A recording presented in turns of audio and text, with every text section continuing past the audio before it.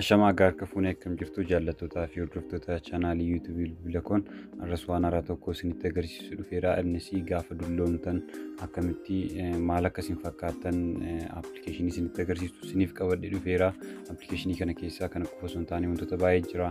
Face App jedhama. Face App kana Play Store irra seentanii buufachuu dandeessu. Chaanaalii Telegraamii koorrallee isiniif hin kaa'aa achirraas cheekii gochuu dandeessu.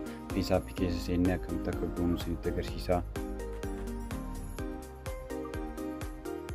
Akkuma keessa seenneeni suuraadha kan inni filachiisu. Suuraa erga filannee booda namni sun gaafa dulloomu maal akka fakkaatu isinitti agarsiisa. Mucayyoo kana gaafa isheen dulloomtee maal akka isheen fakkaattu isinitti agarsiisa jechuudha. Na hordofaa.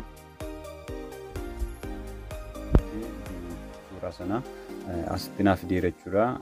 Asirraa wantoota baay'ee jira waan baay'ee jendarii isaa yookaan saala isaa gaafa jijjiiramu maal akka isheen fakkaattu ilaaluu dandeessu gara gadii kanatti jechuudha.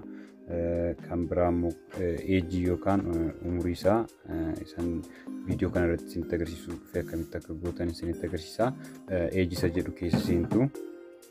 Eejii keessa erga seentanii sana booda gara ooldii isa jedhu yookaan immoo kuudha ooldii isa jedhutti buutanii maal akka isheen fakkaattu ilaaluu dandeessu. Amma fakkeenyaaf ooldii isa jedhu yookaan immoo gaafa dulloomtu maal akka isheen fakkaattu kunoo akkuma agartan kana fakkaatte jechuudha. Zuumii godhee yoo isinitti agarsiise kanaafuu akkasitti sana erga xumurtanii appilaayi gochuu dandeessu. Sana booda daawunlood godhachuu dandeessu. Seevii isa jedhuuni akkasitti gaafa dulloomtan maal akka fakkaattan ilaaluu dandeessu salphaadhumatti.